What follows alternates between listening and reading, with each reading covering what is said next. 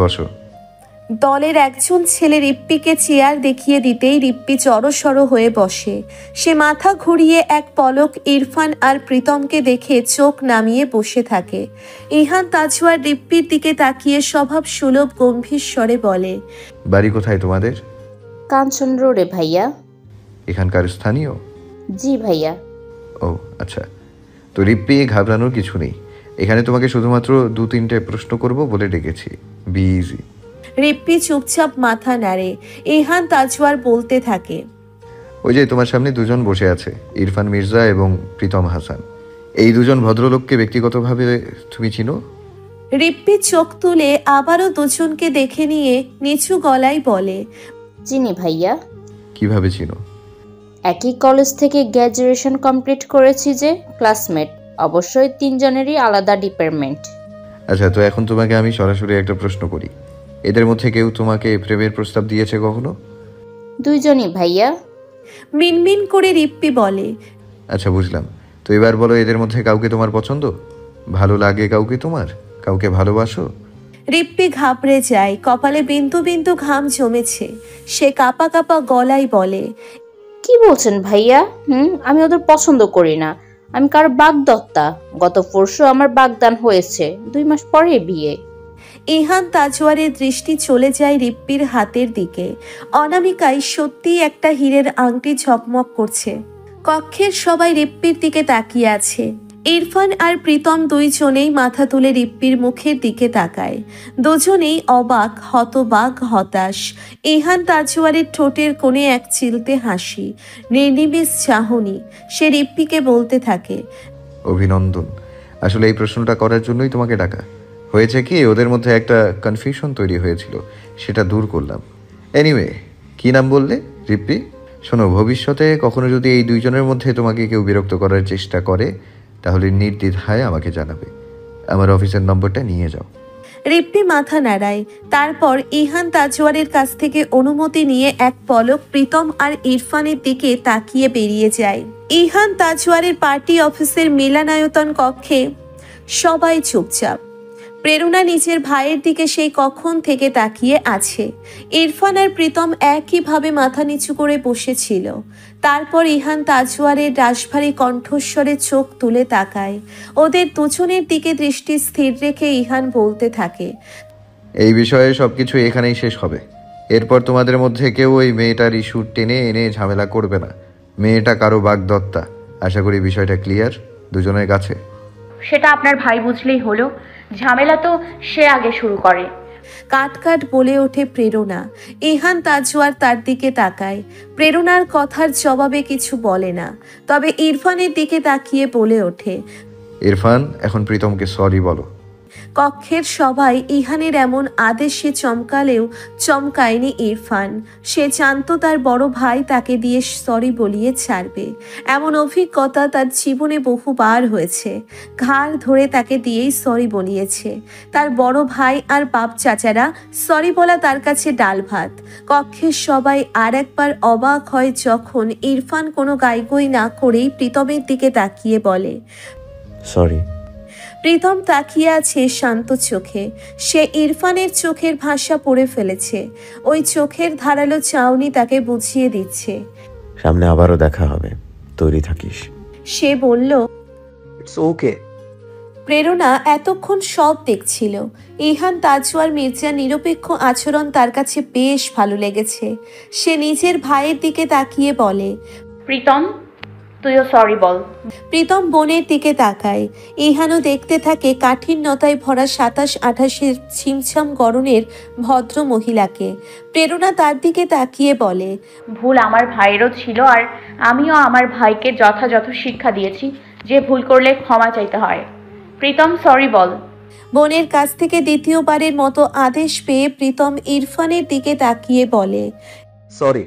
ইরফান প্রীতমের দৃষ্টি দেখে ফিচিল হাসে। কেননা মুখে সরি ফুটলেও ওই দৃষ্টি তাকে বুঝিয়েই দিচ্ছে এত তাড়াতাড়ি সব শেষ হবার নয়। সে গা ছাড়া ভাব দেখিয়ে শুকনো গলায় বলে, ইটস ওকে। ইহান তাজওয়ার এবার সবাইকে, ইরফান প্রীতম গ্যাংয়ের সবাইকে উদ্দেশ্য করে বলে, এবার সবাই বাড়িতে যাও। বন্ধুকে সবসময় ভালো পরামর্শ দিয়ে সাহায্য করতে হয়। তোমাদের মতো হকি স্টিক নিয়ে বন্ধুর হয়ে গুন্ডামি করতে হয় না। এরপরে এই দুজনের হয়ে কুরুক্ষেত্রে অংশগ্রহণ করার আগে মনে রেখো, এই শহরে আমি আছি। সবাই লজ্জিত হয়ে বসে আছে মাথা নিচু করে। তাদের সামনে টান টান হয়ে দাঁড়িয়ে ভাষণ দেওয়ার মতো কথা বলতে থাকা, শুভ্র পাঞ্জাবি পরে হাতা গুটিয়ে রাখা লম্বা চওড়া মানুষটার ব্যাকগ্রাউন্ড হিস্ট্রি এদের মধ্যে কারো অজানা নয়। আপু এই নাও, দাঁড়াও না, আমার কথা তো শোনো। প্রেরণার পিছু পিছু লম্বা লম্বা পা ফেলে প্রীতম আসছে। বোনকে কৈফিয়ত দিচ্ছে সে। ফ্ল্যাটে ঢুকে প্রেরণা লিভিং রুমের সোফায় ধপ করে বসে পড়ে। রাগে তার গা কাঁপছে। প্রীতম গিয়ে বোনের সামনে মেঝেতে হাঁটু গেড়ে বসে। বোনের হাত দুটো মুঠি করে ধরে বলতে থাকে, আপু এমন করছো কেন তুমি? তোমার কথা মতো সরি বলে এলাম তো। ওই মেয়েটা, ওকে তুই বিরক্ত করতেছিস? হাহ, আমার ভাই মেয়েদের বিরক্ত করে, এটাও আমার শুনতে হবে? প্রীতম মুখে চবর্গীয় শব্দ করে বলে, আপু ওকে পছন্দ করতাম, বিরক্ত নয়। বিরক্ত তো ইরফান করতো। ওর আচরণ দেখেছো কেমন, কতটা উগ্র। দেখলাম। শামীম ইয়াসার মির্জা কথা যা শুনেছি তাতে তাদের বাড়ির ছেলের এমন আচরণ সত্যি দুঃখজনক। তবে ইহান তাজওয়ার মির্জার নামে যা শুনেছি সব সত্যিই মনে হচ্ছে লোকটা নিরপেক্ষ বিচার করে। তার উপর সামনে ইলেকশন লড়বে বলে অল্প স্বল্প শোনা যাচ্ছে আর কি। তার আগে জনগণের কাছে একটা পজিটিভ ইমপ্রেশন ছড়িয়ে দিতে চাচ্ছে। প্রেরণা ভাইয়ের দিকে তাকিয়ে বলে, সে যাই হোক, আমাদের তাতে কি? আমাদের এত কিছু দিয়ে কাজ কি? তবে ভাই, আমি যেন কখনো না শুনি তুই ওই ছেলের সাথে আবার ঝামেলায় জড়িয়েছিস। কথা দে, ওদের সাথে আমরা পারবো। আমাদের মাথার উপর কে আছে? কেউ নেই। প্রীতম হাসে বলে, তুমি চিন্তা করো না, আর কখনো এমন কিচ্ছু শুনবে না। মাম্মার গলার আওয়াজ পেয়ে শুদ্ধ লিভিং রুমে উকি দেয়। প্রেরণার চোখে পড়তেই সে ছেলেকে হাত বাড়িয়ে ডাকে। শুদ্ধ গুটি গুটি পায়ে এগিয়ে যায় মাম্মার কাছে আদর নিতে। সারাদিন পরে মায়ের কোল পেয়ে সে লুফে নেয় উষ্ণতা। প্রীতম বোন আর ভাগ্নের দিকে মুগ্ধ চোখে তাকিয়ে আছে। প্রেরণা চুমু দিয়ে ভিজিয়ে দিচ্ছে ছেলের গাল। মা ছেলেকে বিরক্ত না করে প্রীতম উঠে দাঁড়ায়। নিচের রুমে যেতে যেতে আর চোখে আরও একবার প্রেরণার দিকে তাকায় সে। শুদ্ধ আরেকটু বড় হলেই আপুর বিয়ে দেবে প্রীতম। মনে মনে এই সিদ্ধান্ত সে বহু আগে নিয়ে রেখেছে। জীবন এভাবে চলতে পারে না, কখনোই পারে না। সবচেয়ে বড় কথা, প্রীতম কখনোই তার মা বাবার থেকে বেশি আপুর নিঃসঙ্গ জীবন দেখতে পারবে না। এমন কাউকে প্রীতম খুঁজে বের করবে যে হবে তার আপুর উপযুক্ত, শুদ্ধর উপযুক্ত। শওকাত ওয়াসিদের বিকল্প নয়, কিংবা প্রতিদ্বন্দ্বীও নয়, কিন্তু আগলে রাখবে ঠিক শওকাত ওয়াসিদের মতোই। প্রীতমের বিশ্বাস পৃথিবীর কোথাও না কোথাও কেউ না কেউ তো অবশ্যই আছে। প্রকৃতিকে দুচোখ ভরে কখনো দেখতে না পারলেও প্রণমী আর পাঁচটা স্বাভাবিক মানুষের মতোই প্রকৃতির স্বাদ নিতে চায়। ছুঁয়ে দেখতে চাই প্রকৃতিকে, সান্নিধ্যে থাকতে চাই প্রকৃতির। খোলা হাওয়া তাকে ছুঁয়ে যাবে, শিরশির করে উঠবে তার কায়া। এই অনুভূতি প্রণবীর বড্ড প্রিয়। সে সব সময় উতলা থাকে প্রকৃতির সাথে মিশে যেতে। তার জন্যে প্রণবীর কাছে এই অ্যাপার্টমেন্টের টেরেসটা একেবারেই উপযুক্ত স্থান। মন চাইলেই মিস জেনিকে নিয়ে চলে আসে সে। এই অ্যাপার্টমেন্টের টেরেসটা চমৎকার। প্রণবী শুনেছে সে এখানে আসলেই বিভিন্ন ধরনের ফুলের গন্ধ পায়। মন ভরে যায় প্রণবীর। একটা সুইমিং পুলও আছে। প্রণবী পুলের পাশে ইয়োগা ম্যাট বিছিয়ে ইয়োগা করে। এতে তাকে সহায়তা করে মিস জেনি। পরন্ত বিকেলে প্রণবী একাই বসে আছে পুলের ধারে। মিস জেনি কিছু সময়ের জন্যেও 8 তলায় গিয়েছে, ওয়াশরুমে যাবে তাই। প্রণবীর মনে হলো আশেপাশে কেউ নেই, তাই বিড়বিড় করে গাইতে শুরু করলো।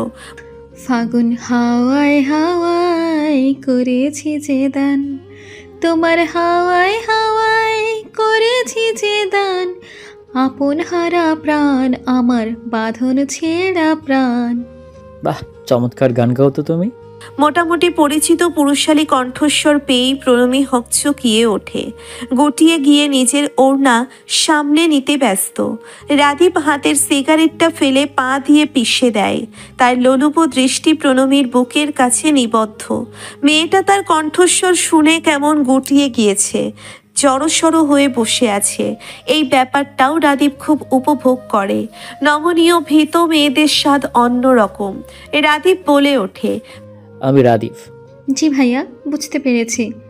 প্রণবীর ভীষণ অস্বস্তি হচ্ছে।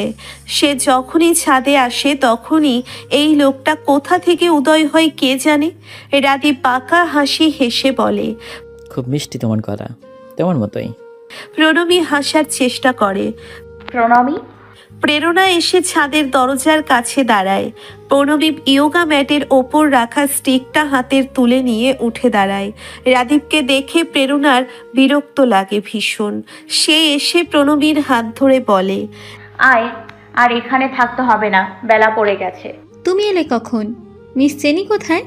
মিস জেনিকে শুধু আটকে দিয়েছি, গেমস খেলবে, চল।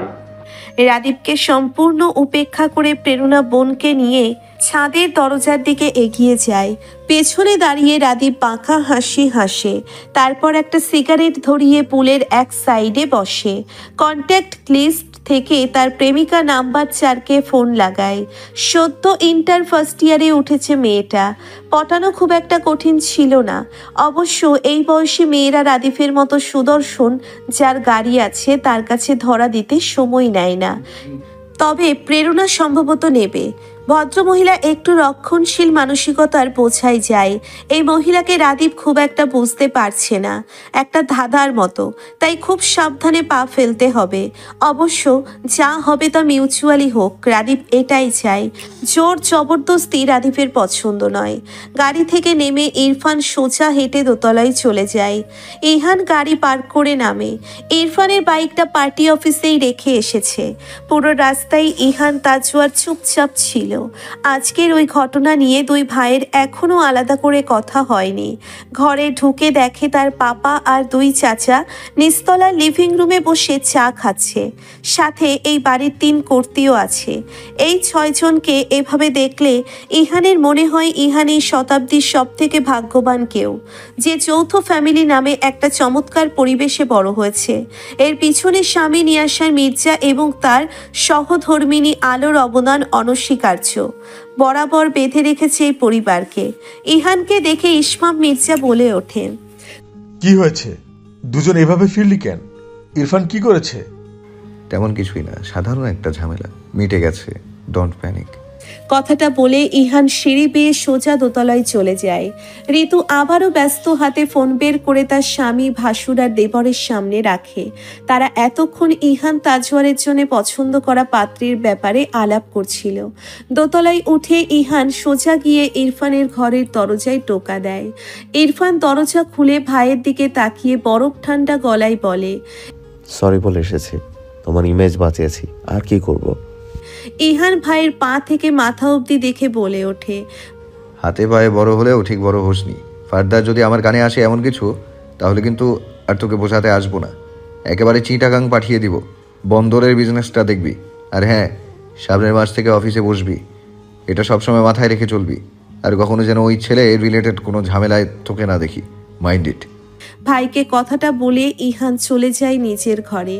ইরফান কিছুক্ষণ তাকিয়ে থেকে বাঁকা হাসি হেসে মনে মনে আওড়ায়, এই তো সবে শুরু।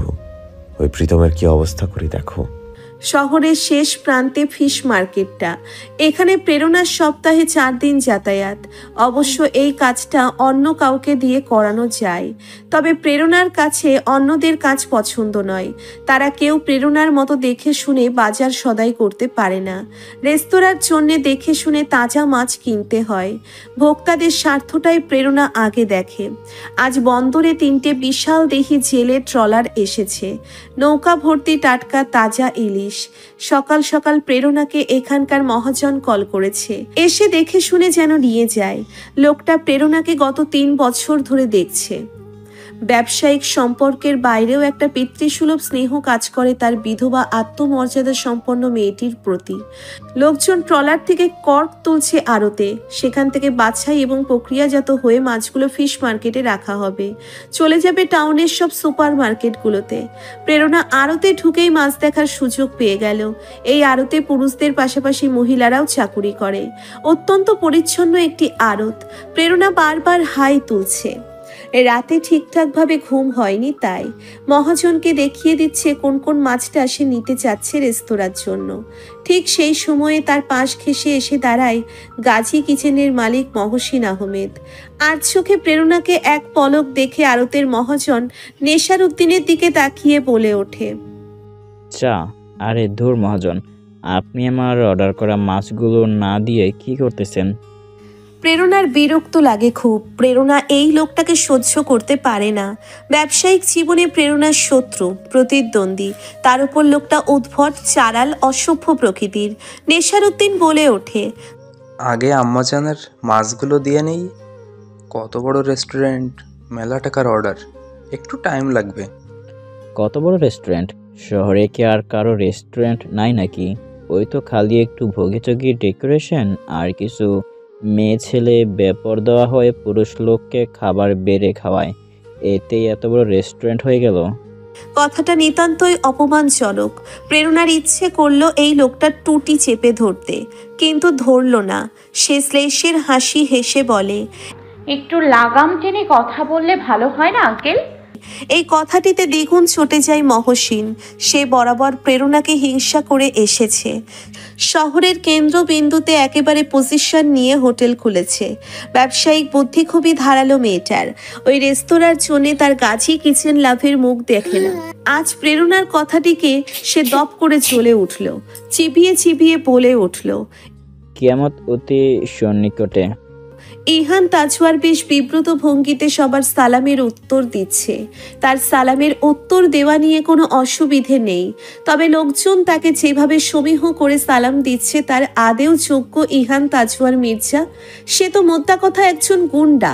হ্যাঁ, খাস বাংলাতে তাকে গুন্ডাই বলে। টুকটাক মানুষের উপকার করে, এই যা। ফিশ মার্কেটের অভ্যন্তরে ইহান তাজওয়ারকে নিয়ে বেশ বড় সড়ো জটলা। সে এগিয়ে যাচ্ছে। ইদানিং একটা সিন্ডিকেটের কবলে পড়েছে মার্কেটটা। এখানকার মহাজন শ্রেণীর কয়েকজন লোকের অনুরোধে ইহান তাজওয়ার এসেছে একটা সুরাহা করবার জন্য। জেলার পুলিশ প্রশাসন আপাতত অকেজো। এরা এই ভঙ্গুর সরকারের অধীনে থানায় বসে নাকের অভ্যন্তরীণ লোম ছেড়ে আর চা গিলতে থাকে। আর ক্ষমতাসীন দলের কথা বাদই থাকলেও ওরা মোটা অঙ্কের টাকা ছাড়া কোনো সালিশি করে না। ইহানকে দেখে চেয়ার এগিয়ে দেয় এক মুরব্বী শ্রেণীর লোক। সে যার পরনায় বিরক্ত হয়। চেয়ারটাতে ওই মুরব্বীকে বসতে বলে নিজেই নিজের জন্য একটা চেয়ার টেনে বসে। সবার দিকে তাকিয়ে বলে ওঠে, বলুন, কিভাবে সাহায্য করতে পারি আপনাদের? ভেতরের আড়তে তখন চেঁচামেচি শুরু হয়ে গিয়েছে। ইহানের মনোযোগ আটকে দেয় চেঁচামেচি। সে একজন মহাজনকে বলে, কি হয়েছে ওখানে? কিসের ঝামেলা? ওখানে একটা লাফড়া হয়েছে দুই রেস্তোরাঁ ব্যবসায়ীর মাঝে। ব্যাপার না, রোজ চলে এমন। লাফড়া? ভ্রু কুঞ্চিত ইহান তাজওয়ারের। সাদে আহ্লাদে বনাম গাজী কিচেন। আরেকবার বলুন। নির্লিপ্ত হয়ে তাকিয়ে আছে হাজী মহসিনের দিকে প্রেরণা। হাজী মহসিন হিতাহিত জ্ঞান হারিয়ে ফেলেছে আজ। অনেক দিনের ক্রোধ আর সংযমে রইল না তার। চেঁচিয়ে উঠে বলে, গতর দেখিয়ে কাস্টমারের দৃষ্টি আকর্ষণ করো, এর জন্য ব্যবসা এগিয়ে আছো।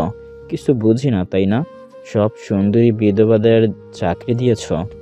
প্রেরণা দু চোখ বন্ধ করে একটা গভীর নিঃশ্বাস ছাড়ে। যথাসাধ্য চেষ্টা করছে সে নিজেকে আটকাতে। মুরব্বী শ্রেণীর মানুষের গায়ে হাত তুলতে ইচ্ছে করছে না সকাল সকাল। সে খুবই দৃঢ়ভাবে বলে, আপনি জানেন এই মাত্র যে কথাটা বললেন তার জন্য আমি আপনার নামে মানহানির মামলা করতে পারি। হ্যাঁ, নারী হবার সুবিধা ভোগ করবা না। এই দেশটা তো গেছে। পরপর দুই নারী ক্ষমতায় আসার পর দেশটা রসাতলে গিয়েছে, দেশটাকে ধ্বংস করে ছাড়ছে। আর তোমাদের মতো মেয়েরা পুরুষের সাথে প্রতিযোগিতা শুরু করেছে। প্রেরণা নিজেকে শান্ত করে খুবই ভদ্রভাবে বলে, ওই বিতর্কে আপনার সাথে যেতে চাই না। এই দেশটা ধ্বংস করার পেছনে আপনার মতো ক্যাপিটালিস্টের অবদান কম নয়, আর আপনার নিজের ব্যবসা প্রতিষ্ঠান ধ্বংসের পেছনে আপনার মতো বুদ্ধিহীন সজারুর অবদান কম নয়। এই যে রেস্তোরাঁয় লিখে রেখেছেন এখানে শুধু ভর্তা ভাজি দিয়ে ভাত পরিবেশন করা হয় না, এর জন্য আপনার কাস্টমার নাই। আপনার শুধু ক্ষোভ আমার প্রতি, তাই না? শুনুন, আপনার ব্যবসার ক্ষতির কারণ আমার কিংবা আমার কর্মচারী মহিলাদের গতর নয়, বড় আপনার গু লেভেলের বিজনেস স্ট্র্যাটেজি।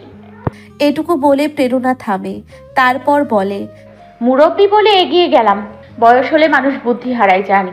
ভবিষ্যতে কোনো বাজে এবং অশোভন কথাবার্তা বললে জিভ কেটে রেস্তোরাঁর সামনে সাজিয়ে রাখবো।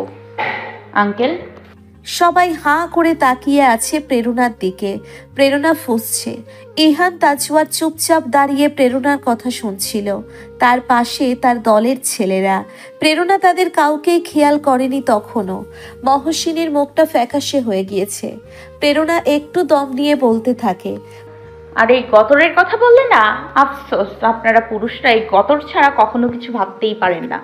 প্রেরণা ঘুরে মহাজনের দিকে তাকিয়ে বলে, আঙ্কেল, মাছগুলো ভ্যানে তুলে দিন আর বিলটা টেক্সট করে পাঠিয়ে দেবেন। আমি আসছি। আজ বারে রবিবার, রেস্তোরাঁ জমজমাট থাকবে, বুঝলেন? এখানে দাঁড়িয়ে থেকে পাটা টনটন করছে। গতরটা সুস্থ রাখতে হবে তো। এই গতরের কত মহিমা আঙ্কেল। আরতের মহিলা কর্মীরা ফিক করে হেসে ওঠে, যা মহসিনের কাটা ঘায়ে নুনের মতো কাজ করে। ইহান তাজওয়ার তাকিয়ে আছে। তার সামনেই কয়েক গজ দূরে দাঁড়িয়ে থাকা মলিন বেশভূষায় ছোটখাটো সাধারণ দেখতে ভদ্রমহিলার দিকে। প্রেরণা উল্টো দিকে ফিরে কথা বলছিল। তার লম্বা বেনি কোমর ছুঁয়েছে। প্রেরণার কথা বলার তালে তালে বেনিও দুলছে। ইহানের পাশ থেকে অন্তর বলে ওঠে, ভাই কি কথা জানে হুমকে ধামকে আপা? ইহান তাকাতেই অন্তর নিজেকে শুধরে নিয়ে বলে, সরি ভদ্রমহিলা। প্রেরণা মহসিনের মুখে ঝামা ঘষে ঘুরে দাঁড়াতেই ইহান তাজওয়ার মির্জাকে দেখতে পেয়ে থেমে যায়। অত্যল্পকাল দুজনের চোখাচোখি হয়। তারপর প্রেরণা পাশ কাটিয়ে চলে যায়। ইহান দাঁড়িয়ে। হঠাৎই এক পেশে হাসি ফুটে উঠল তার ঠোঁটের কোণে। মুহূর্ত কাটবার আগে তা মিলিয়েও গেল। অন্তর বিড়বিড় করতে থাকে, কি রাগ? ইহান স্মিত হেসে মনে মনে আওড়ায়, আসলে কি রাগ? ফোনের স্ক্রিনে জলজল করছে তারিখটা। বছর ঘুরে সময়টা এপ্রিলের 10ম দিনে এসে দাঁড়িয়েছে। কাল রাত থেকে ইনশিরাহ অপেক্ষা করেছে সকাল হবার, সেই দুঃসহ স্মৃতি আর যন্ত্রণার সাথে মুখোমুখি হবার। মানসিকভাবে প্রস্তুত সে। এ বাড়ির সবাই প্রস্তুত। আজ এই শান্তিনীর নিবিড় নিস্তব্ধ। ব্রেকফাস্ট টেবিল ফাঁকা। ভেসে আসছে না বাড়ির কর্তাদের হাঁক ডাক।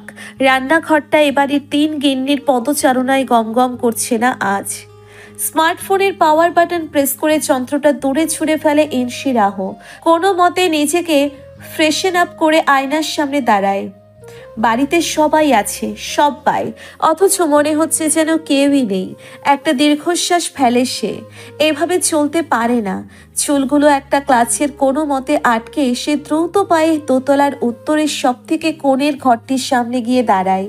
যে ঘরের দরজায় বড় বড় অক্ষরে জলজল করছে ছোট্ট মির্জা ইসাম দৃপ্ত নেমপ্লেটটা, আর সেই সুপারম্যানের স্টিকার। গোটা গোটা করে লেখা ডোন্ট ডিস্টার্ব মি লেখাটাও। ইনশিরাহ গোটা গোটা হাতের লেখাটায় আঙ্গুল বোলায়। চোখ দুটো আচমকা ভিজে উঠল তার। কানের মধ্যে প্রতিধ্বনিত হয় খিলখিল হাসির ধ্বনি। রিনরিনে গলায় যেন কেউ বলছে, আপু, আপু, দেখো আমি জম্বি সেজেছি। দোতলায় আশেপাশে কেউই নেই। ইনশিরাহ একটা ঢোক গিলে নরম গলায় ডাকে, মাম্মা। ভেতর থেকে কেউ সাড়া দেয় না। ইনায়া ততক্ষণে এসে ইনশিরাহর পিছনে দাঁড়ায়। ইনশিরাহ একটু দম ফেলে বলতে ডাকে, মাম্মা, তুমি সবসময় নিজের কথাই ভাবো, একটু আমাদের কথাও কখনো ভাবো মাম্মা। পাপা নিড ইউ টুডে। আমাদেরও তোমাকে প্রয়োজন। মা আমাদের ফোন ধরছো না। মাম্মা, ওপেন দ্য ডোর। ঋতু, পরি, ইসমাম, ইলহাম এসে দাঁড়ায়। ইনশিরাহর কথাগুলো সবাই শুনতে পেয়েছে ঘর থেকে। আলো কোনো সাড়া দেয় না। ইনশিরাহ আবারও চেঁচিয়ে ওঠে, মাম্মা, তুমি দরজাটা খুলবে কিনা? ইলহাম মির্জা সাহস করে এগিয়ে যায়। ইনশিরাহর পাশে দাঁড়িয়ে নিচু গলায় বলে, ভাবি বেরিয়ে এসো। কিছু সময় পরে আলো বলে, তোমরা যাও ভাইয়া, আমি ঠিক আছি। সব কিছুর জোগাড় করো। এতিমখানাগুলোতে ইনফর্ম করো, হুজুর ডেকে আনো। কথায় যেন প্রাণ নেই। মিহিস্বরে যন্ত্রণা পিষে আওড়েছে বাক্যগুলো। ইলহাম বলে, যথেষ্ট হয়েছে ভাবি। ভাবি, আমি তোমার থেকে বয়সে বড় হলেও তুমি সম্মানে বড়। কখনো অসম্মান করে কথা বলিনি তোমায়। আজ একটা কথা না বলে পারছি না, তুমি বাড়াবাড়ি করো ভীষণ। এটুকু বলে ইলহাম কয়েক মুহূর্ত বিরতি নিয়ে বলতে থাকে। তুমি ছেলে হারিয়েছো, ভাইয়া হারায়নি, আমরা হারাইনি। ওরা 5 ভাই বোন তাদের আদরের ভাইকে হারায়নি, আমরা বোন হারাইনি। কখনো আমাদের তো তুমি সান্ত্বনা দিতে আসনি, উল্টো এই তারিখটায় নিজের আলাদা দুনিয়া বানিয়ে নাও, যেখানে আমাদের ঢুকতেই দাও না। আর ভাইয়া, তার সাথে তুমি এমন বিহেভ করো প্রতি বছর।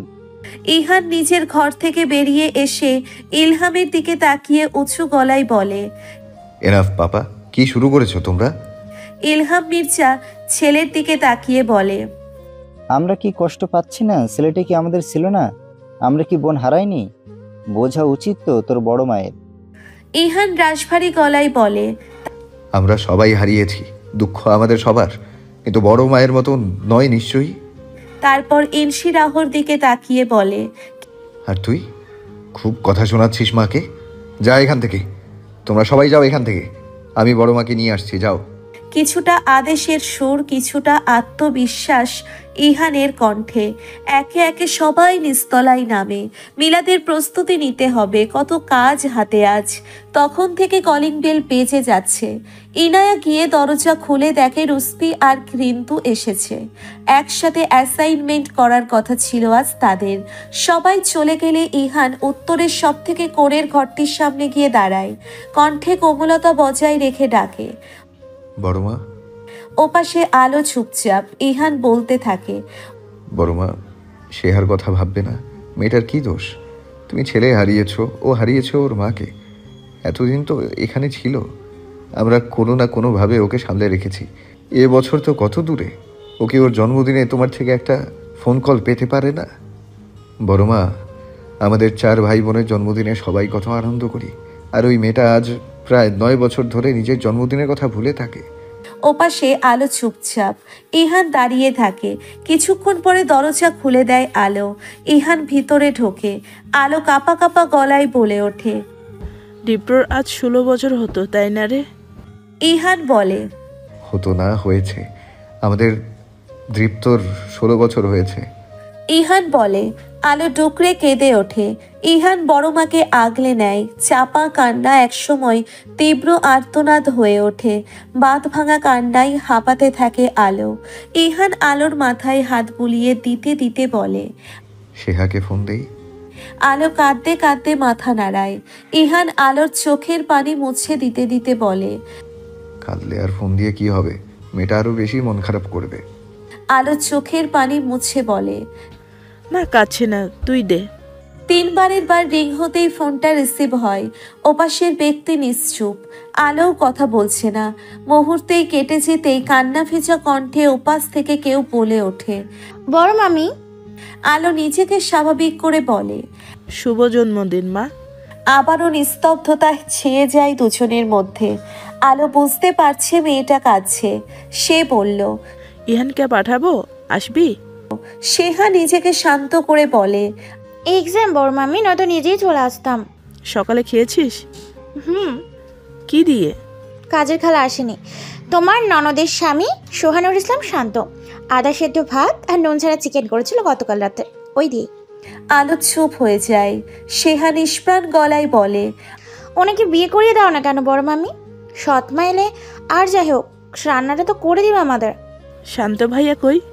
কই আবার, আজ 10ই এপ্রিল তো তার আর তোমার গৃহবন্ধী দিবস। সোহানুর ইসলাম শান্ত স্ত্রীর স্মৃতি রোমন্থন করছে শুয়ে শুয়ে।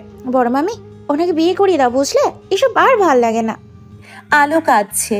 কাঁদতে কাঁদতেই বলে, এসিটা আপু খুব রেগে যাবে যে আমার উপর। পরপারে যদি দেখা হয় কি জবাব দেব? ওর মানুষটাকে অন্য কারো বানিয়ে দিতে পারবো না। সেহা চুপ হয়ে যায়। কিছুক্ষণ পর বলে, ফোন রাখো বড় মামি, বড় মামার কাছে যাও প্লিজ। আমাকে সবাই সকাল থেকে ফোন দিয়ে যথেষ্ট সান্ত্বনা দিয়েছে, কিন্তু ওই মানুষটা তো কেবল তোমাকেই চায়, যাও। আলোর শাড়ির আঁচল চোখ মুছে। আলোর শাড়ির আঁচলে চোখ মুছে। দরজার বাইরে তখন ইরফান এসে দাঁড়িয়েছে। আলোর দিকে তাকিয়ে গম্ভীর কণ্ঠে বলে, কাট। আলো ঘুরে তার দিকে তাকায়। সেহা ওপাশ থেকে ইরফানের কথা শুনে শুকনো হাসি হাসে। ইরফান এগিয়ে এসে বড় মাকে ধরে বলে, শটটা দারুণ বড় মা, যথেষ্ট হয়েছে। এখন সোনা মেয়ের মতো আমার বড় বাবার কাছে চলো। আলোর হাত থেকে ফোনটা নিয়ে ইহানের হাতে দিয়ে আলোকে টানতে টানতে দীপ্তর ঘর থেকে বের করে শামিনের ঘরে ঢুকিয়ে ইরফান বাইরে থেকে দরজা বন্ধ করে দেয়। ইহান ভাইয়ের কাণ্ড দেখছে। ইরফান ঘুরে ইহান তাজওয়ারের দিকে তাকিয়ে বলে, এত বোঝানোর সান্ত্বনা দেওয়ার কি আছে? এভাবে দুজনকে ঘরে ঢুকে দরজা বন্ধ করে দেবে, ব্যাস হয়ে গেল। ফোনের ওপাশে সেহা হেসে ফেলে ইরফানের কাণ্ড শুনে। ইহানের হাত থেকে ফোনটা নিয়ে ইরফান সেহাকে বলে, হ্যাঁ শেহু, ফিচার ডক্টর নেই। আচ্ছা শোন, ওই আফিফকে তোকে আর কিছু বলছে? কোনো সমস্যা পড়লে মুখ বুঝে থাকবি না, আমাকে জানাবি। লাথি মেরে ওদের থোবরা চেঞ্জ করে দিয়ে আসবো। সেহা ফোনের ওপাশে মুখে ওড়না চেপে হাসে। দু চোখের কোণে জল জমেছে তার। ইহান ইরফানের দিকে রাগি চোখে তাকিয়ে। ইরফান হাই তুলতে তুলতে ভাইকে বলে, সরি বাট নট সরি দাদান। সুধীর ভাইকে সুধীর ভাই বলতে হয়, আমি তোমার মতো এত ভদ্রলোক না। তারপর ইহানের হাতে ফোনটা ধরিয়ে শামিনের ঘরের দরজায় আবারও ধাক্কা দিয়ে বলে, অদ্রিতা আলো, আমি তোমার শ্বশুর ইমতিয়াজ মির্জা বলছি। আধ ঘন্টার মধ্যে স্বামীকে নিয়ে ব্রেকফাস্ট টেবিলে হাজির হও। হেলে দুলে ইরফান নিজের ঘরে ঢোকে। ইহান তার খ্যাপাটে বদমেজাজি উড়নচণ্ডী পাগলাটে ভাইয়ের কাণ্ড দেখে মুচকি হাসে। পরপর সে হাসি মিলিয়ে যায়। সেহা তখনও লাইনে। ইহান ফোনের স্ক্রিনের দিকে তাকিয়ে বলে, সামনের সপ্তাহে নিয়ে আসবো, পাকামি করে একা একা আসতে যাবি না। সেহা নরম গলায় বলে, আচ্ছা দাদা। আলো স্বামীর ঔষধ খোসা থেকে খুঁটে বের করে এক গ্লাস পানি নিয়ে এগিয়ে যায় স্বামীর কাছে। রিক্লাইনার চেয়ারে গা এলিয়ে দিয়ে চোখের ওপর একটা হাত দিয়ে রেখেছে শামিন। আলো চুপচাপ এগিয়ে যেতেই সে হাত সরিয়ে চোখ মেলে আলোর মুখের দিকে তাকিয়ে থাকে। স্বামীর হাতে ঔষধটা দিয়ে পানি এগিয়ে দেয়। তার হাত কাঁপছে। শামিন ঔষধটা খেয়ে স্ত্রীর মুখের দিকেই তাকিয়ে আছে। আলো স্বামীর মুখোমুখি একটা চেয়ার টেনে বসে। কাল রাত 12টার পরে দীপ্তর ঘরে চলে গিয়েছিল। তারপর আর কথা হয়নি দুজনের। কি তাকিয়ে দেখছেন কি মেয়র সাহেব? আমাকে স্বার্থপর বলতে চান? বলতে চান না? আমি শুধু নিজের দুঃখকে প্রাধান্য দিই। পুত্র শোক আমি একাই পালন করি স্বার্থপরের মতন। বলবেন না? বলুন, কিছু বলতে চাইলে। শেষের কথাটা বলতে গিয়ে আলোর গলা ধরে আসে। শামিন বলে, চাই বলতে? বলুন। এক হাত স্ত্রীর দিকে বাড়িয়ে শামিন বলে, এদিকে আসো। আলো এগিয়ে যায় স্বামীর কাছে। স্ত্রীকে বুকের সাথে মিশিয়ে নিয়ে শামিন একটা দীর্ঘশ্বাস ফেলে বলে, কনসোল মি আসিয়া। আলো ডুকরে কেঁদে ওঠে। কান্না যেন বাদ মানছে না। সে পারে না স্বামীকে সান্ত্বনা দিতে। শামিন পারে না আলোকে থামাতে। সন্তান হারানোর কোনো সান্ত্বনা আদেও হয় না। হয় না মানে হয়ই না। রুসফি আর রিন্তু অপরাধীর মতো ইনায়ার পাশে বসে আছে। ইনায়া ওড়নার কোণে চোখের পানি মুছে নেয়। রিন্তু তার কাঁধে হাত রেখে বলে, আজ সত্যিই খেয়াল ছিল না, আজ 10ই এপ্রিল, নইলে কখনো আসতাম না। ইনায়া নাক টানে, ধরা গলায় বলে, না রে, এভাবে বলিস না। আলো আন্টি, শামিন আঙ্কেল আর শেহার জন্য কষ্ট হচ্ছে খুব। দুজন তার ছেলে হারিয়েছে, একজন তার মা। ইনায়া ফুপিয়ে কাঁদছে। কিছুক্ষণ পর বলে ওঠে, ফুপির কাছে সব থেকে আদরে ছিল দীপ্ত। সবসময় নিজের কাছে নিয়ে রাখতো দীপ্তকে। দীপ্তও ছিল ফুপির পাগল। আজ দেখ, দুজন একসাথেই আছে। ওরা বোধহয় প্ল্যান করেছিল, নয়তো সেদিন ফুপিই কেন দীপ্তকে আনতে যাবে স্কুল থেকে। স্বামীর বুকে মাথা রেখে শুয়ে আছে আলো। শামিন আলোর মাথায় হাত বুলিয়ে দিচ্ছে। দীর্ঘ সময় কেউ কোনো কথা বলেনি। শুধু কিছুক্ষণ পরপর দুজন দুজনের দীর্ঘশ্বাসের শব্দ শুনতে পাচ্ছে। হঠাৎ দরজায় ধাক্কা পড়ে। ইরফান মির্জা নামে রকছটা দুরন্ত ডানপিটে মদমেজাজি ছেলেটা গম্ভীর কণ্ঠে বলে, অদ্রিতা আলো, আমি তোমার শ্বশুর ইমতিয়াজ মির্জা আদেশ করছি, এক্ষুনি বের হও। বের হও মা জননী, তোমাকে আমাদের চাই। অবশেষে শামিন আর আলো ঘর থেকে বের হয়। দোতলা লিভিং রুমে সবাই অপেক্ষা করছিল তাদের জন্যে। প্রতি বছর এই দিনটা তাদের কাছে ভীষণ ভারী লাগে। তবুও নিজেদের মনকে হালকা করতে কত শত চেষ্টা সবার। মিলাদের আয়োজন হয়, দান খয়রাত হয়, সব কিছুই নিজেদের মনকে হালকা করার জন্য। এই বাড়িতে একটা দীপ্ত ছিল। আলো শামিনের একটা ডানপিটে দীপ্ত ছিল। 4 ভাই বোনের একটা দীপ্ত ছিল। যে তার একমাত্র ফুপির ন্যাওটা ছিল। হুটহাট ফুপিকে নিয়ে কোথাও চলে যেত। সেই দৃপ্ত কোথায় চলে গিয়েছে সারা জীবনের জন্যে। তার প্রিয় ফুপির সাথেই চলে গিয়েছে সে, সবাইকে কাঁদিয়ে, মাম্মা পাপাকে নিঃস্ব করে। ভুইয়া ম্যানশনের ডাইনিং রুমের দেওয়াল ঘড়িতে রাত তখন 8:30। বাড়ির দুজন প্রবীণ আয়া খাবার টেবিলে সবার রাতের খাবার পরিবেশনে ব্যস্ত। এবাড়ির 60 সদস্য ঠিক 8:35 নাগাদ 4টে চেয়ার দখল করে বসে পড়ে। এবাড়ির কর্ত্রী সাগর ভুইয়ার স্ত্রী হৃদরোগে আক্রান্ত হয়ে 8 বছর আগে মারা গিয়েছেন। ভুইয়া ম্যানশনের কর্তা সাগর ভুইয়া নিজের পেটে একটা রুমালি রুটি নিতে নিতে তার 2 ছেলের দিকে তাকায়। সাগর ভুইয়ার বড় ছেলে সাহুল ভুইয়া এবং ছোট ছেলে শাইম ভুইয়া উভয়েই নিজেদের ফোন ঘাঁটতে ব্যস্ত। সাহেলের ডান পাশে চেয়ারটি দখল করে বসে আছে তার স্ত্রী মিমি, 2 বছর আগে যাকে ভাগিয়ে এনে বিয়ে করেছে সাহুল ভুইয়া। খন্দকার এন্টারপ্রাইজের মালিকের একমাত্র কন্যা সে। খাবার টেবিলে বাড়ির বউ শ্বশুরের সামনে জিন্স আর ক্রপটপ পরে ফোনের স্ক্রিনে দৃষ্টি নিবদ্ধ রেখে খাচ্ছে। সাগর ভুইয়া রীতিমতো বিরক্ত এই মেয়ের ঔদ্ধত্যপূর্ণ আচরণ দেখে দেখে। প্রথম 2-1টা কথা শোনালেও এখন কিছু বলেন না।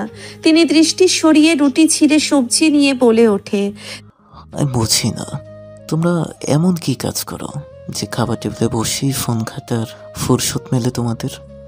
3 জনেই সাগর ভুইয়ার এক কথায় হাতের ফোনটা টেবিলের ওপর রেখে যার যার প্লেটে খাবার তুলে নেয়।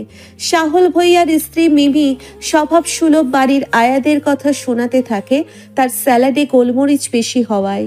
সাগর ভুইয়া পুত্রবধূর দিকে এক পলক বিরক্তি নিয়ে তাকিয়ে নিজের ছোট পুত্রের দিকে তাকিয়ে গম্ভীর কণ্ঠে বলে ওঠে, পড়াশোনা কেমন হচ্ছে তোমার? ফাইনাল কবে? আর মাসখানেক পরে। পড়াশোনার পাশাপাশি অফিসে বসেছ, খুশি হয়েছি। শাইম চুপচাপ বাবার কথা শুনে যাচ্ছিল, কিন্তু খাচ্ছিল খুবই মনোযোগ দিয়ে। তার হাত থেমে যায় তখন যখন সাগর ভুইয়া বলে ওঠেন, শামিন ইয়াসারের মেয়েকে নিয়ে আজকাল খুব বেশি সিরিয়াস হয়ে যাচ্ছ দেখছি। সাহুল আর মিমি এক পলক শাইমের দিকে তাকায়। সাগর ভুইয়া সবজির পেয়ালা থেকে কাঁচামরিচের ছোলা সরিয়ে দিয়ে বলতে থাকে, মেয়েটার চালচলন ভীষণ অদ্ভুত। ছেলে না মেয়েটা বোঝা দেয়, শার্ট প্যান্ট পরে থাকে। না, ওই সামিন ইয়াসার মির্জা আর তার অর্ধাঙ্গিনী আদ্রিতা আলোর প্যারেন্টিং ঠিকঠাকভাবে হয়নি। কথাগুলো বলে শেষ করতেই একটা ধূর্ত হাসি হেসে চুপ হয়ে যায়। কিছুক্ষণ পর আবার বলে, আজ সারা দেশে খাসি বিলিয়েছে শুনলাম। বোন আর ছেলের মৃত্যুবার্ষিকী, তাই ওদের এই বছরের ঢং। এসব করেই লাইমলাইট পাই সব সময়। শাইম প্লেটে খাবারটা খুব নাড়াচাড়া করতে থাকে। খাওয়া শেষ করে একে একে উঠে দাঁড়ায় সাগর ভুইয়া আর তার বড় ছেলে সাহুল ভুইয়া। মিমির তখনও খাওয়া হয়ে ওঠেনি। খেতে খেতেই নিচু স্বরে দেবরকে উদ্দেশ্য করে বলে,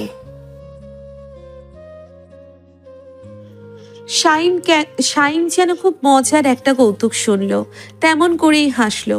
পরপর সে হাসি মিলিয়ে গিয়ে জলদ গম্ভীর কণ্ঠস্বর ভেসে আসে তার, অসম্ভব, থাপ্পড়টা আমি ভুলিনি।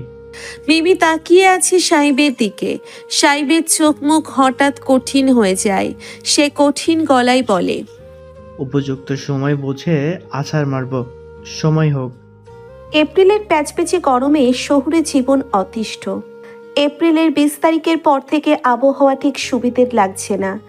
রাতে খুব একটা দেরি না করলেও খুব একটা জলদি অবশ্য ঘরে ফেরা হয় না মির্জা বাড়ির এই প্রজন্মের বড় ছেলে ইহান তাজওয়ার মির্জার। গরমের কারণে আজ সভা ক্যান্সেল করতে হয়েছে, তাই আজ ব্যতিক্রম ঘটেছে। রাত 9:30 নাগাদ ইহান তাজওয়ারের BMW শান্তিনীড়ের গেট দিয়ে ভেতরে ঢুকলো। আউটডোর লাইটসগুলো নেভানো, তবে বিশাল আকার সাবেকি ডিজাইনের ডুপ্লেক্স শান্তিনীড়ের শরীরের কাচের জানালা কিংবা ঘুলঘুলি দিয়ে অন্দরমহলের আলোকরশ্মি ঠিকরে বেরিয়ে আসছে বাইরে। পার্কিং হাউসে নিজের গাড়িটাকে ঢুকিয়ে ইহান তাজওয়ার সদর দরজায় গিয়ে কলিং অ্যালার্ম বাজাতেই হোমায়রা ঋতু এসে দরজা খুলে দেয়। ইহান মাকে একটা ক্লান্তি মাখা হাসি উপহার দিয়ে ঘরে ঢুকে দাঁড়িয়ে পড়ে। 51বর্তী এই সংসারে বাড়ি বাড়ির সব সদস্য একসাথে হলেই কেমন উৎসব উৎসব ভাব লেগে যায়। ইহানের সামনে শান্তিনীড়ের প্রতিটি মানুষ মনে হচ্ছে যেন উৎসবে মেতেছে। গম গম করছে লিভিং রুম সহ ডাইনিং এরিয়া। আজ বড় মায়ের মনটা একটু ভালো ঠেকছে, সবার সাথে কথা বলছে, বাড়ির কাজ করছে। এবাড়ির কর্তা 3 জন, স্বামী নিয়াসার, ইলহাম এবং ইসমাম। পশ্চিমের দিকে 3টি সোফা দখল করে বসে ব্যবসা সংক্রান্ত জরুরি আলাপ আলোচনা এবং দেশের বর্তমান পরিস্থিতি নিয়ে কথাবার্তা বলছে। তাদের প্রত্যেকের পরনে পাজামা পাঞ্জাবি। তাদের থেকে কয়েক গজ দূরেই একটি কুশনের উপরে বসে কপাল কুঁচকে টিভির স্ক্রিনে দৃষ্টি দিয়ে আছে ইরফান মির্জা। পরনে একটা 3/4 এবং হুডি। কিছুক্ষণ পরপর সে বিরক্তি নিয়ে বাপ চাচাদের দিকে তাকাচ্ছে। এদের দেশের আলাপের জন্য ঠিকঠাকভাবে রেসলিং ম্যাচটা উপভোগ করা হয়ে ওঠে না। ডাইনিং টেবিলে ইনসি, রাহ আর ইনায়া বসে মা চাচিদের মেয়েলি আলাপ শুনছিল। সবসময় এসব আলাপ থেকে 100 হাত দূরে থাকা ইনসি, রাহ, ইনায়া মাঝে মাঝে খুবই আগ্রহ নিয়ে শুনতে আসে, তবে স্বার্থ ছাড়া কিছুই না। এখানেও 2 বোনের স্বার্থ লুকিয়ে আছে। কিছুদিন সবাইকে পটিয়ে রাখার ধান্দা বলা যেতে পারে। ইনসি, রাহ মাকে পটাচ্ছে তার ফটোগ্রাফি এক্সিবিশনে অংশ নেওয়ার পারমিশন আদায়ের জন্য, আর ইনায়া পটাতে চাইছে তাকে যেন ট্যুরে যাওয়ার পারমিশন দেওয়া হয়। ঘরে ঢুকে ফ্রেশন আপ হয়ে ইহান তাজওয়ার ট্রাউজার টি শার্টে শরীর গলিয়ে দ্রুত পায়ে নিচে নেমে আসে। আর একঘেয়েমি জীবন আজ ঠিক করলো সবার সাথে আড্ডা দেবে। ইনসি, রাহ মা চাচিদের আলাপ শোনার ভান ধরেছিল। আসলে সে ব্যস্ত ছিল শাইমের সাথে চ্যাটিংয়ে। ইহান তাজওয়ার গিয়ে একটা চেয়ার টেনে বসতেই ইনসি, রাহ তাড়াহুড়ো করে হাতের ফোনটা লুকানোর চেষ্টা করল। ইহানের দৃষ্টিগোচর হয় বোনের এই অস্বাভাবিক আচরণ, কিন্তু মুখে কিছুই বলে না, সামান্য হাসল। বোন বড় হয়েছে, হতেই পারে এমন। ইহানকে দেখে আলো ব্যস্ত হয়ে পড়ে ইহানের খাবার বেড়ে দিতে। বড় মাকে থামিয়ে দিয়ে ইহান বলে সে কিছুক্ষণ পরে খাবে। তারপর বোনেদের দিকে তাকিয়ে তাদের পড়াশোনার কথা জানতে চায়। ম্যাচ শেষ হয়ে যাওয়ায় ইরফান গিয়ে ভাইয়ের পাশে একটা চেয়ার টেনে বসে। বাবা চাচাদের দেশের আলাপ শোনার থেকে ভাই বোনদের সাথে আলাপে অংশ নেওয়া ভালো। 4 ছেলে মেয়ের খুনসুটিতে গমগম করছে শান্তিনীড়ের খাবার ঘরের পরিবেশ। আলো আর পরিও চেয়ার টেনে বসে ছেলে মেয়েদের কথা শুনছে। কিছুক্ষণ পরে হুমায়রা ঋতু এসে অনেকটা সংকোচ নিয়ে বড় ছেলে ইহান তাজওয়ারের পাশে দাঁড়ায়।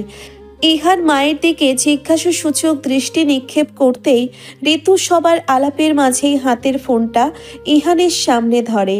সবাই চুপ হয়ে ইহান আর ঋতুকে দেখে। ইহান মায়ের হাতের ফোনের স্ক্রিনের দিকে এক পলক তাকিয়ে মুখভঙ্গি গম্ভীর করে। ঋতু উৎসাহী গলায় বলতে থাকে, তোর নাড়ুবাড়ির এলাকার এইবার উচ্চ মাধ্যমিক পরীক্ষা দিল। ইহান খানিকটা স্তব্ধ হয়ে মাম্মার দিকে তাকিয়ে থাকে। ইরফান পানি খেতেই যাচ্ছিল। মাম্মার কথায় বিষম খেয়ে যায়।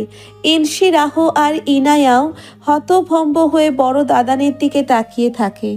ঋতু অবাক হয়ে 4 ভাই বোনের দিকে তাকিয়ে আছে। এই কি রে, তোরা এমন করছিস কেন সবাই? ঋতু অবাক হয়ে 4 ভাই বোনের দিকে তাকিয়ে বলে। ইনসি, রাহ আর ইনায়া মুখে হাত চেপে হাসছে। বড় দাদানের দিকে তেরছা নজরে তাকাচ্ছে বারবার। ইহান এতক্ষণে ক্ষুব্ধ কণ্ঠে দাঁতে দাঁত চেপে বলে ওঠে, একটা বাচ্চা মেয়ে মাম্মা, বয়স ইনায়ার থেকেও কম মনে হচ্ছে। তোমরা কি পাগল হয়েছো? ঋতু বলে, কোথায় বাচ্চা? আমি এই বয়সে তোকে জন্ম দিয়েছি। ইরফান, ইনসি, রাহ আর ইনায়া উচ্চ শব্দে হাসছে।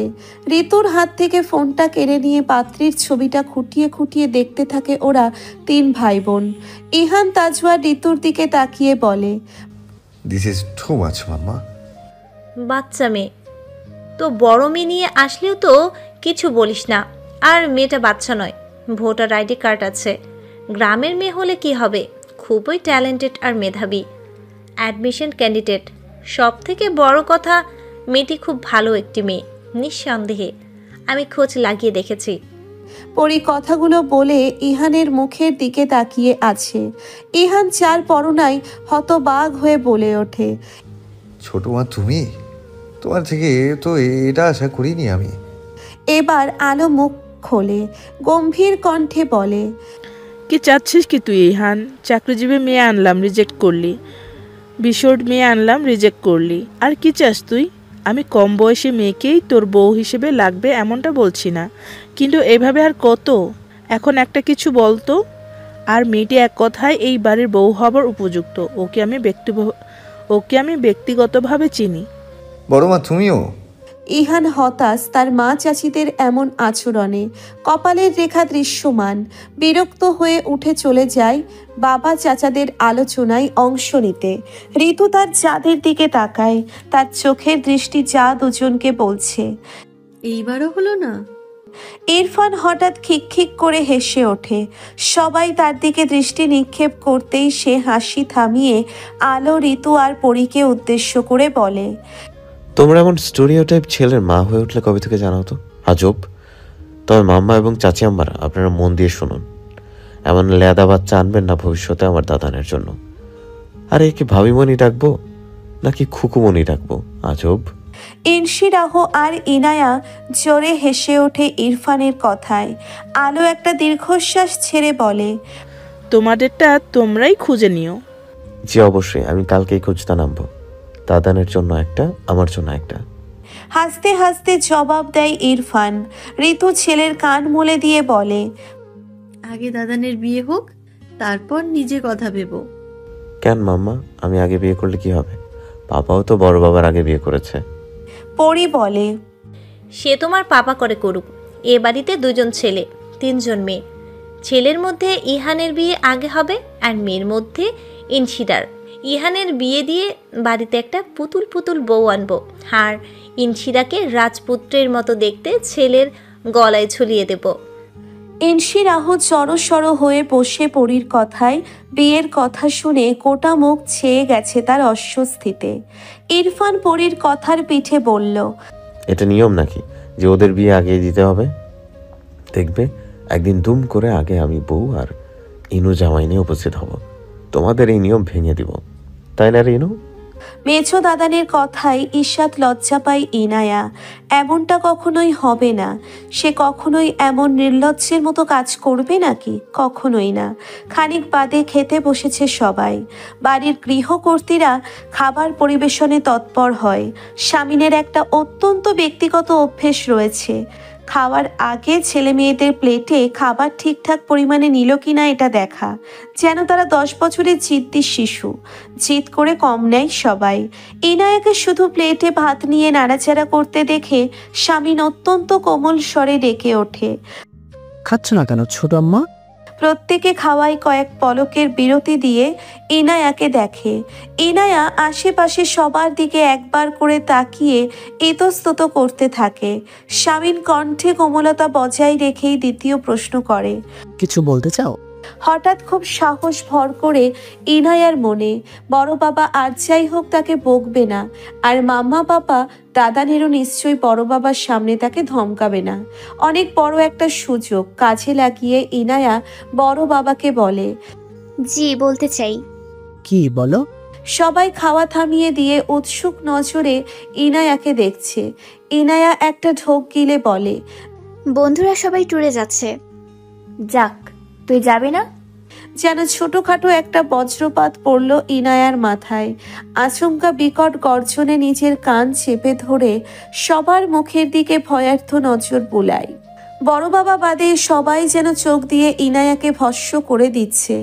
এমনকি ইনশিরাহ যে সবসময় ইনায়াকে সাপোর্ট করে, আজ সেই আপুও ইনায়াকে ধমকালো। ইনায়ার চোখ ফেটে কান্না আসার উপক্রম।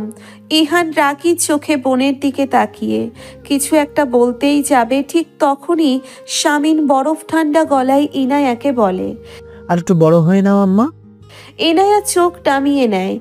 ছলো ছলো দুটি চোখ থেকে টুপ করে এক ফোঁটা নোনা পানি প্লেটে রাখা ঝরঝরে বাসমতি চালের ভাতে পড়ে। তারপর আর কিছু বলে না ইনায়া। এদিকে যে রীতিমতো ওকে সবাই কথা শুনিয়ে যাচ্ছে তাও শুনতে পায় না। সে বহু কষ্টে নিজের খাবারটা শেষ করে উঠে এটো হাতেই প্রায় দৌড়ে চলে যায় দোতলায়। সবাই কোনো ভ্রুক্ষেপ করে না, যে যার মতো খেতে থাকে। এই একটা ব্যাপারে এবাড়ি থেকে কোনো ছাড় দেওয়া হবে না, তা সে যত আদরেরই হোক না কেন। ঋতু অন্য সবার মতো নয়, সে বরাবরই নরম কোমল প্রকৃতির। এক হাতে এবারই 4টে বাচ্চাকে পেলে পুষে বড় করেছে। সবার ওপর সে কখনো চেঁচামেচি করে না। ইনায়াকে ওভাবে দৌড়ে ছুটে যেতে দেখে সে আফসোস মাখা বাক্যে বলে ওঠে, অত লাই দেবে না তো ভাবি, ওর সব কথা মানতে হবে নাকি? একদম প্রশ্রয় দেবে না ওকে কেউ। ইসমাম মির্জা গুরুগম্ভীর কথাগুলো শুধু ঋতুকে নয়, শুনিয়ে দিয়ে গেল সবাইকে। রাতের গভীরতা ততটা বেশিও নয়। শান্তিনীরের বাইরের লাইটসগুলো জ্বলে আলো দিচ্ছে একটা বিশাল এরিয়া জুড়ে। বাড়ির মধ্যে নিস্তব্ধতা ছেয়ে আছে। যে যার ঘরে ঘুমানোর প্রস্তুতি নিচ্ছে কিংবা ঘুমিয়েও গিয়েছে। দোতলায় পশ্চিম পাশের ঘরটির, যে ঘরটির স্লাইডিং দরজায় গোটা গোটা হরপে পেইন্ট করা ইনশিরাহ বিনতের শামিন, সেই দরজাটা ক্যাচ ক্যাচ শব্দ তুলে হাট করে খুলে বেরিয়ে আসে ইনশিরাহ। আশেপাশে সাবধানী নজর বুলিয়ে বিড়ালের মতো পা টিপে টিপে এগিয়ে যায় ইরফানের ঘরের দিকে। ইনশিরাহর ঘরের ডান পাশে ইসমামার পরীর ঘর, ঠিক তার পাশের ঘরটাই ইরফানের। দরজায় দাঁড়িয়ে টোকা মারার আগেই ইরফানের ঘরের দরজা খুলে যায়। ওপাশ থেকে ব্যস্ত ভঙ্গিতে ইরফান বেরিয়ে এসে দরজা বন্ধ করে ঘুরে তাকায় ইনশিরাহর দিকে। ইনশিরাহ আর ইরফানের হুডির কালার এক, ডিপ গ্রে। ইরফান বোনকে দেখে ফিসফিসিয়ে বলে, তোকে আমার ভাই মনে হচ্ছে। সেটা তোর ব্যাপার। ইরফান আশেপাশে তাকিয়ে বলে, চল শিগগিরই, কনসার্ট শুরু হয়ে যাবে। দুজনে পুনরায় পা টিপে টিপে ইনায়ার ঘরের সামনে এসে দাঁড়ায়। ইরফান মৃদু আওয়াজ করে দরজায়। ইনশিরাহ ফিসফিসিয়ে ডাকে, বনু, এই বনু। ইনায়া তখন এক দফা নাকি কান্না কেঁদে হাত মুখ ধুয়ে বেসিক স্কিন কেয়ার করে মাত্র আয়নার সামনে দাঁড়িয়ে তার নাইট স্যুটে গা গলাচ্ছিল। ইনশিরাহর আওয়াজে ভ্রু কুঁচকে যায় তার। পরপর এক আকাশ সমান অভিমান এসে ভর করে তার মনে। মনে পড়ে যায় খাবার টেবিলের সেই ধমকের কথা। সবার সাথে তাল মিলিয়ে আপুও তাকে ধমকেছিল। ওপাশ থেকে ইনশিরাহ ডেকেই যাচ্ছে। ইনায়া চুপচাপ দাঁড়িয়েই থাকে, কিন্তু ইরফানের গলার আওয়াজে সে চমকে ওঠে। এই সময়ে মেজো দাদান কেন? সে শশব্যস্ত হয়ে এসে স্লাইডিং ডোরের লক খুলে দেয়। ইনশিরাহ আর ইরফানকে দেখে ইনায়া অবাক হয়ে বলে, তোমরা কোথাও যাচ্ছ? আরব কৌশিকের কনসার্টে। ফটাফট রেডি হ, আর হুডি পরিস, মাস্ক নিস। মেজো দাদানের কথায় ইনায়ার চক্ষু চড়ক গাছ। মেজো দাদা তাকে কনসার্টে নিয়ে যাবে। ইনায়া স্বপ্ন দেখছে না তো? ইনায়া তবদা খাওয়া মুখের দিকে তাকিয়ে ইরফান মাথায় একটা গাঁটটা মেরে বলে, শিগগির কেউ ওঠার আগে গো। ইনায়া ইনশিরাহর দিকে তাকায়। ইনশিরাহ হেসে ফিসফিসিয়ে বলে, তোর ট্যুরে যাওয়া তো হবে না, কেউ না বুঝে কনসার্টে নিয়ে যায়। চল চল। ইনায়ার মুখ মুহূর্তেই উজ্জ্বল হয়ে যায়। কিছুটা হলেও মন খারাপ ভ্যানিস তার। আরব কৌশিকের নামটা শুনেই মনটা নেচে ওঠে তার। দাদানার আপর থেকে সময় চেয়ে একটা ওভার সাইজ হুডি, জিন্স আর স্নিকার্স রেডি হয়ে ভাই বোনের সাথে ফুরফুরে মেজাজে পা টিপে টিপে বাড়ি থেকে নিঃশব্দে বেরিয়ে যায়। বাড়ির গাড়ি তারা নেয় না। বাড়ির সামনের 4 লেনের আধুনিক রাস্তা ধরে কিছুটা দূরে হাঁটতেই একটা ক্যাব পেয়ে যায়। রাত তখন 12:27। তাদের গন্তব্য রানার ইউনিভার্সিটি। রাতের সময় তখন 1:58। ইহান তাজওয়ারের ঘুমের ব্যাঘাত ঘটিয়ে বেডসাইড টেবিলের ওপর রাখা তার ফোনটা বেজে ওঠে। সেভ করা নাম্বারটা না দেখেই ঘুম ঘুম চোখেই ফোনটা রিসিভ করে কানে ধরে জড়ানো ভারী গলায় বলে, হ্যালো, আসসালামু আলাইকুম। দাদার, আমি ইরফান। কি ব্যাপার, এত রাতে ফোন করেছিস কেন? দাদার, একবার থানায় আসতে হবে তোমাকে। ইহান তাজওয়ার সাথে সাথে উঠে বসে, গম্ভীর কণ্ঠে বলে ওঠে, হোয়াট? কোথায় তুই? কি করছিস? দাদার, আমি থানায়, প্লিজ এসো, তারপর বলছি। লিভিং রুম থেকে থেকে মেয়েলি কণ্ঠের খিলখিল হাসির আওয়াজ আসছে। প্রেরণা বুঝে যায় প্রণমী অথবা মিস জেনি হবে হয়তো। রাত বিরেতে প্রণমীর হুটহাট খিদে পেয়ে যায়। অত কিছু তলিয়ে দেখবার সময় নেই প্রেরণার হাতে। তাকে এই মুহূর্তে বেরোতে হবে। কোমল সুগঠিত শরীর থেকে সিল্কের নাইটিটা খুলে একটা সাধারণ সুতি শাড়ি, যাকে বলা হয় প্রেরণার জাতীয় পোশাক, সেটি চড়িয়ে নেয় সুডৌল অঙ্গে। শুদ্ধ গম্ভীর ঘুমে আচ্ছন্ন প্রেরণা পার্স, ফোন আর স্কুটির চাবি নিয়ে বেরিয়ে আসে ঘর থেকে। ওকে দেখে মিস জেনি অবাক। প্রণমী বলে ওঠে, কে উঠলে? আপু নাকি? আপু জানো মিস জেনি আমাকে কি বলেছিল? শোনা, এসে শুনবো। শোন না, আমি একটু থানায় যাচ্ছি। মিস জেনি অবাক হয়ে বলে, থানায় কি প্রেরণা? কাজ আছে মিস জেনি। এত রাতে? প্রীতমকে নিয়ে যাও। মিস জেনির কথায় প্রেরণা একবার শ্বাস ফেলে বলে, ওকেই আনতে যাচ্ছি, একটু ঝামেলা হয়েছে, আপনি প্লিজ দরজা লক করে নিন। আর প্রণমী, স্যান্ডউইচ খেয়ে ঘুমিয়ে যাও, রাত জাগলে মাথা ব্যথা করবে।